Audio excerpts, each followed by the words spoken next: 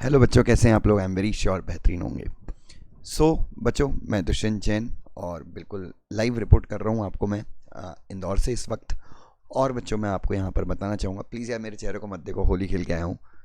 बच्चों, एक answer checking तो ठीक है, सजेस्टेड आंसर भी किस प्रकार से गलत दिए जा सकते हैं, और इन सजेस्टेड आंसर्स के बेसिस पे अगर चेकिंग हो रही है तो कितना बड़ा अन्याय स्टूडेंट्स के साथ हो सकता है। और मेरा जहाँ तक इंटरप्रिटेशन है मैं आपको बताऊंगा, और मैं बिल्कुल फैक्ट्स के साथ बात करूंगा। तो बच्चों, एक क्वेश्चन है ये CS प्रोफेशनल का। Surabhi pharmaceutical limited is a listed company. The board of the company comprise of the following. ध्यान से देखिएगा बच्चों ये क्वेश्चन। अब बोर्ड ऑफ डायरेक्टर कौन कौन है इस कंपनी के? AG चेयरमैन है, एग्जीक्यूटिव चेयरमैन है, ठीक है। RS मैनेजिंग डायरेक्टर है, AR होल टाइम डायरेक्टर है, मिस्टर DS कॉस्ट अकाउंटेंट है, ये नॉमिनी डायरेक्टर है XYZ बैंक के and member of audit committee. So you all know कि इंडिपेंडेंट डायरेक्टर की जो डेफिनेशन होती है वहीं पे क्लियरली बताया है कि he is not like other than nominee director. Nominee director include नहीं होता है इंडिपेंडेंट में, और लॉजिक भी है क्योंकि वो इंडिपेंडेंटली काम करता ही नहीं है, वो तो उस इंस्टीट्यूशन के इंटरेस्ट में काम करता है जिसने उसको अपॉइंट किया है। UB एक इंडिपेंडेंट डायरेक्टर है, SP एक रिटायर्ड बैंक है और bank retired chairman of bank है, ठीक है, ये भी इंडिपेंडेंट है। और KV practising company secretary independent director है। तो टोटल अगर आप इस क्वेश्चन में देखें तो टोटल 7 डायरेक्टर्स हैं। 7 में से 3 डायरेक्टर इंडिपेंडेंट हैं और चेयरपर्सन जो है वो एग्जीक्यूटिव डायरेक्टर हैं, ठीक है। नाउ तो आइडियली ये क्वेश्चन ही गलत हो जाता है, मतलब क्वेश्चन तो ठीक है बट ये मतलब रेगुलेशन 17 ऑफ सेबी LODR उसके हिसाब से कॉम्पोजिशन सही नहीं है। अब क्वेश्चन पूछता है due to certain personal issues KV मतलब एक इंडिपेंडेंट डायरेक्टर रिजाइन कर देते हैं 1 अप्रैल 2021 को, ठीक है। What immediate steps company should take to comply with the provision of SEBI LODR। So ideally अगर इस क्वेश्चन का आंसर अगर हम देखें, रेगुलेशन 17 एक बार चेक कर लेते हैं अपन। Will check the regulation 17। Regulation 17 क्या बोलता है यहाँ पे एक बार देखते हैं। सो ये रेगुलेशन 17 का सब रेगुलेशन 1 है, और उसके अंदर अगर हम क्लॉज B देखें, please here regulation 17 sub regulation 1 clause B,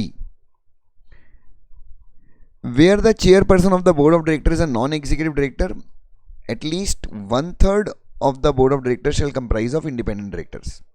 ठीक है, अगर मतलब आपके कंपनी के चेयरपर्सन जो है वो नॉन एग्जीक्यूटिव है, नॉन एग्जीक्यूटिव अगर चेयरपर्सन है तो 1/3 जो है वो इंडिपेंडेंट होने चाहिए, ठीक है। And where the listed entity does not have the regular non executive chairperson, मतलब लिस्टेड एंटिटी में रेगुलर जो है वो नॉन एग्जीक्यूटिव चेयरपर्सन नहीं है, मतलब आपके यहाँ पे नॉन एग्जीक्यूटिव परमानेंट चेयरपर्सन नहीं है, मतलब आपके यहाँ पे एग्जीक्यूटिव है, तो कम से कम half of the board of director shall comprise of independent director. तो कम से कम हाफ जो बोर्ड है वो इंडिपेंडेंट, मतलब 50% कम से कम। सो अगर 7 है तो 7 का हाफ वुड बी 4, राइट। तो बच्चों ये क्लॉज है। नाउ तो ये क्वेश्चन आपको समझा होगा मैं क्या यहाँ पे समझाने की कोशिश कर रहा हूँ। तो यहाँ पे इन लोगों ने क्वेश्चन में शायद इसको नॉमिनी को भी इंडिपेंडेंट मान लिया।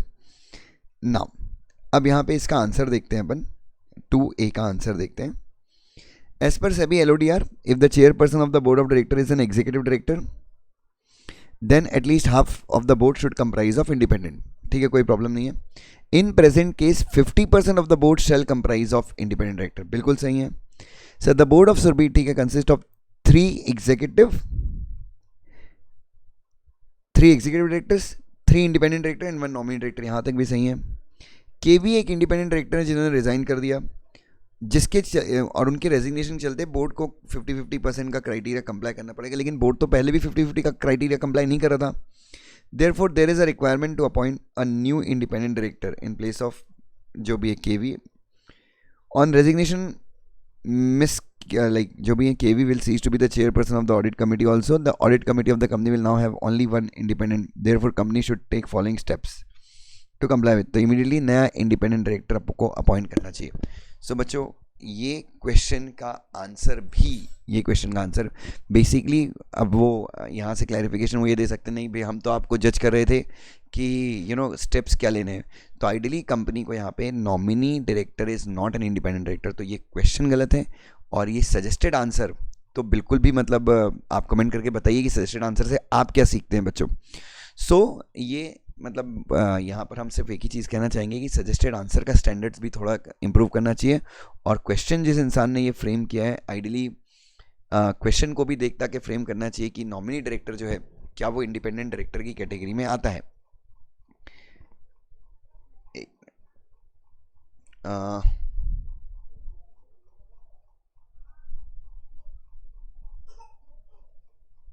जस्ट अ मिनट बच्चों, तो यहाँ पे अपन और ज़्यादा मैं आपको एकदम प्रूफ के साथ आपको दिखा दूँ।